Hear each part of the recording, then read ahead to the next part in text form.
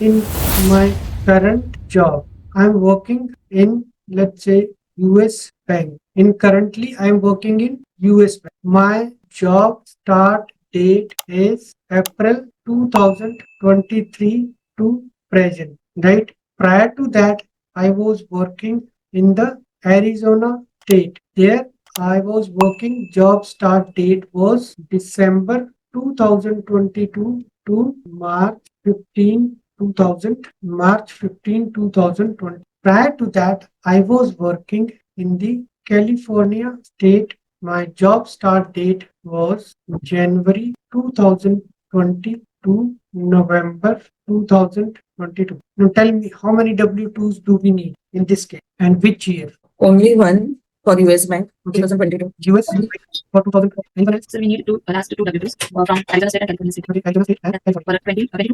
Arizona State. Please not complete 1 year. I'm confused with it. So now, start date is US for start date is April 23. Hmm. But we don't want any W2 because April 23. Think, no, think. So according to me, California and Arizona, 22 and 20. Okay, 22 and 23. Okay. What we are going to do,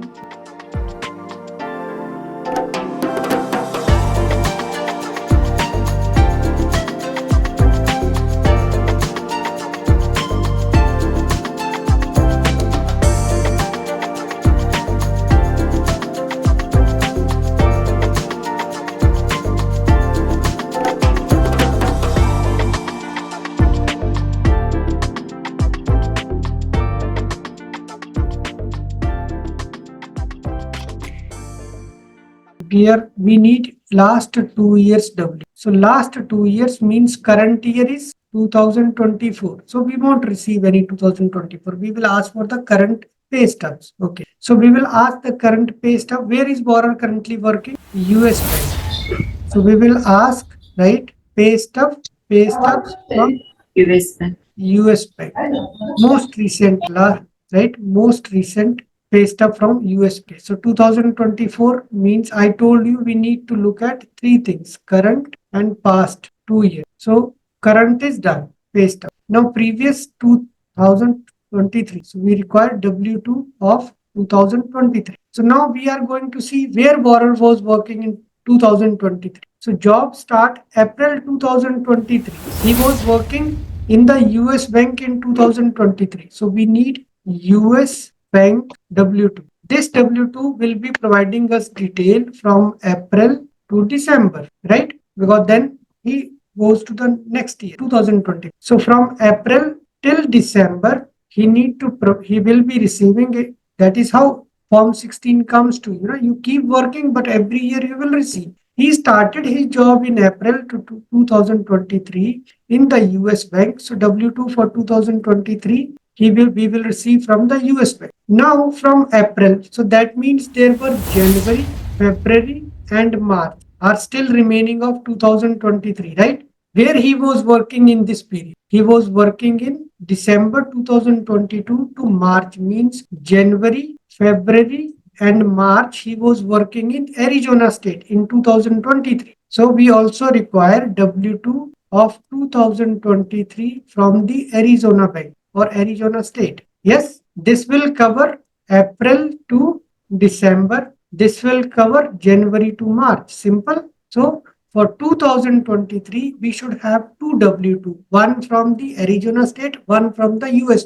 Now come to the 2022, W2 of 2022. So now here borrower was working from December 2022 to March 15, 2023 in the Arizona state. So Arizona state, one W2 from this for December, only 1 month, but he worked there. So he need to provide, right? Arizona state W2 for which month? December. W2 doesn't state any, when we saw the W2 anywhere, any month written, no. They will say this person worked with us. This is the income he received. That's it. No bifurcation, nothing. No month. Borrower has worked for the entire month from December. So he is supposed to provide us W2 for that year from there, from the Arizona. Now next is December we received from Arizona state, where he worked in the rest of 11 months. California state, he was working from January 2022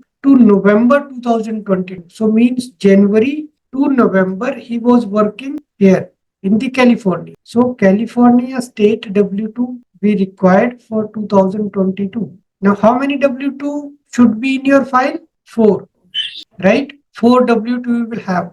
2 W2 you will have for 2023 from these bank. 2 W2 you will have from these two employers for 2022. So total number of W2 you will have in your file, those should be 4. Sometimes you might see borrower is working only 6 months, 3 months, 5 months. He working in the 4 different employers in 1 year. Anyone can change because of certain reasons, maybe for growth purpose, maybe for layoff purpose, maybe of some other reasons he's not finding the job well, not working, according to his schedule. So he might change. So sometimes borrower change 5 to 6 jobs in a year. So wherever in 2023 he worked, he need to provide us the W2. Is that clear to everyone? Yes, sir. Right. Now, let's say W2 which we received from the borrower showing us the income in this way. This W2 US bank, he received income 50,000, right? This one. Let's say this is the Arizona state. 50,000 he received. So we will take simply the 50,000. Then he also worked for the Arizona state for January to March, where he received almost $15,000. So total will be $65,000 for the 2023. Similarly, in 2022, Arizona State, he worked only for 1 month. There he earned $3,500. And other 11 months, he worked in California State, where he earned almost 45,000. So what is the total from both? $48,500. This is the total income he earned in 2022. This is the total income he earned in 2023, right? Now we have all the W2s. What we are supposed to do? We will go to our worksheet. Remember yesterday we discussed 2 jobs, right? So let's say we have W2 for borrower 1. Now here by weekly income, this is our YTD income. Here we are going to add our W2. Very simple. Okay. So now what is our 2023 total income? If you wanted to add here W2 for 2023, you can simply write here 2000 W2. People who were not available yesterday, please go through yesterday's recording. That is very important to see how to fill this worksheet. So 2023, I told you it is always good to write the name of, right? So you can write Arizona State plus US for the 2000, right? Now everyone will come to this. They will easily find that what you have calculated. If you want, here we are working on the board, but you won't be working on it. So it is simple. You will add here 50,000 plus 1,500, right? It is 15,000, 15,000, 65. So total 65,000 income. Obviously 2023 all 12 months, because we have considered all 12 months. One W2 is showing almost 9-month income. One W2 showing 3-month income. We clubbed all the income and now we have 12-month income. We are dividing it by 12 months. So here is your 12-month income and this is your monthly income 5416. Now we go to 22. 22 we know we have Arizona and California. So here we can write again AZ plus CA, right? Or you wanted to write the complete name, you can write. What is the total income? 3,500 and 45,000. So 3,500 plus 45,000. Total income 48,500. Since it is the complete 12-month income, we will divide it with 12 and total income will become 405. Each time, remember, each time when we are going to calculate income, right, we have to calculate with the 5 different types of it. Like in this pay stub, we calculated income, right? First, we used to calculate the per month. We didn't calculate it per month income here because it was hourly income was not given. That we did on the second. First, we should always check what is his borrower is supposed to earn based on the hourly income. He was supposed to earn 7,000. Then what he earned overall, YTD income, regular plus holiday, 2638, right? And then we also checked what exactly he earned in this period, 31360, 3 type of income. This is regular income, right? Then we will be calculating their previous 2 years income, W2 income and 2023 and W2 income of 2022, right? That is how. Now we have five different type of income. Out of them, obviously the previous year income, should we use the previous year income? No, because previous year income borrower is not working, borrower is not earning, borrower is earning in the current year. So first preference will be for the regular income from the current year. But sometimes there is a possibility like where borrower is like in this scenario, borrower is not working regularly with one employer. He is continuously changing job from one to other. So here we cannot take the previous. Let's say you were working in TCS, right? There you were earning 50,000 per month. Then you change the job to WNS and you are earning 75,000. Do you think bank will prefer to go and use 50,000? Or you were working in the TCS, you were earning $70,000 in the entire year. But now you change to WNS and now you are earning $50,000. Can you ask bank to qualify you based on previous where you are not working? So that always needs data, right? Whenever we are going to consider the previous year's income, we always need to make sure we need to use that common sense that if borrower is not even working with that employer, what is the consideration? Why we should consider that type of? We will just see that whether the income earned from the current employer makes sense or not. Why? When we are going to look at the previous year W2 income, right? Borrower is working in the WNS in 2023 and earned $50,000 or make it 60,000 more round figure. We divide by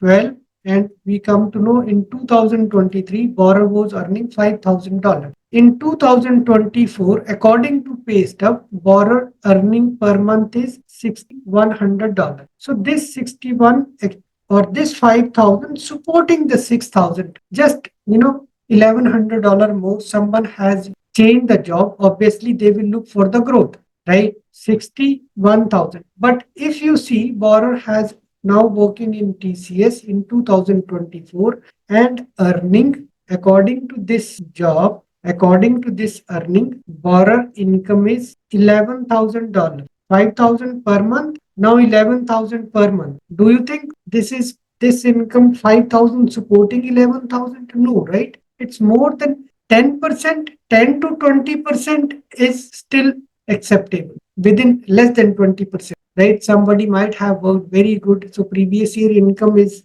5,000 and next year income is 7,000 is still be accepted. But more than double or more than 40-50% income is very high. No one receives such increment. But if somebody received can we accept that? We have to accept that. But for that, we need LOX. Plus, if what I'm trying to say, if you are getting confused, what I'm trying to say, you see a person is working as a chef, right? In a hotel, earning $10,000 per month as a chef in a hotel, earning 10,000. Then suddenly can this chef become the engineer or IT engineer and start earning $30,000 per month? Is that possible? No, right? So these scenarios we always need to keep in mind. A person who was just doing a plumbing job cannot become engineer within a month or within 1 year. Can he? If he become, but it is not that something which is impossible. He might be working a odd job like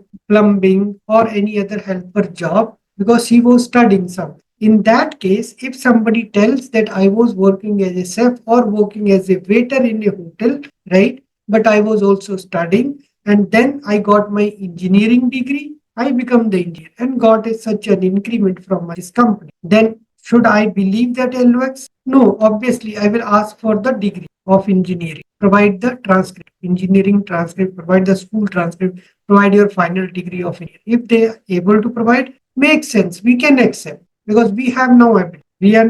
We cannot say that somebody who is working as a waiter, working as a plumber cannot become engineer or cannot become any other professional, right? If they got the professional degree, obviously they need to provide the proof and we will move forward. But if somebody is just telling that no, my previous year income was 10,000 and suddenly it increased to 30,000 because I got a position. The whether what position they got, even they got the position, they have to justify how did they got the what extra transcript or what extra degree or what extra learning they have they got it. Make sense, yes or no? So always we have to keep such things right in mind, especially when people job change, when people or employee change their jobs and their income gets increased. Even sometimes borrower might be working at the same place for last years. In 2023 W2 showing 10,000 per month, in 2024 pay stub showing his 18,000 per month, in which is almost 80% more than the previous year. What he need to explain, LOX need to be asked in such case how the income increased higher, and LOX with supporting docs, any school transcript or degree they need to provide. If they change the position, somebody was working as an associate, now become manager. Suddenly from associate to manager, if somebody working as an assistant manager earning 10,000 might got the 30% hike, now he become the manager, makes sense. But somebody working as in $5,000 per month suddenly got $20,000 as a manager position is not possible, right? If it is possible, they need to, they might got their MBA, right? With the top position, they need to provide us the transcript, they need to provide the degree, final degree, and then we are going, okay? But this is how the history will be checked, right? We have already our worksheet which is ready. We have now in this, let's say I'm telling you $15 per hour, right? 40 hours and their income is 2,600. According to biweekly income 3293. According to YTD income, their income is 3840. But previous year 54 and 4,000. Previous year income showing 5,000, 1,4 and 4,000. Now what do you see? What do we see? In 2022, his income was 4,000. It slightly increased to 5,400, which is very much possible. But in the current year, this is his regular income. Regular income appearing low. Even if we go with the YTD salary, it is only $3,800, right? And $2,600 according to the per rate. Let me increase the rate or $25. So it is 43. According to the rate, he should earn 4,300, but he is earning only 32 in this, and overall he is earning $38. Okay. So either I can go with 32, but if I say that rate and previous year's income support the YTD income, this time borrower might have worked for less number of hours, so I can go with this. Or I can take the conservative approach and go with it. As per the conservative approach, we are assuming that in the coming months, borrower might remain working with the similar number of hours. So that is conservative approach. So I will go with this. At least borrower will get this in, right? So I used this. But then I see the previous year income 5,000 and 4,000. What I need to, I can assume that okay, borrower pay stub showing overtime income and bonus, right?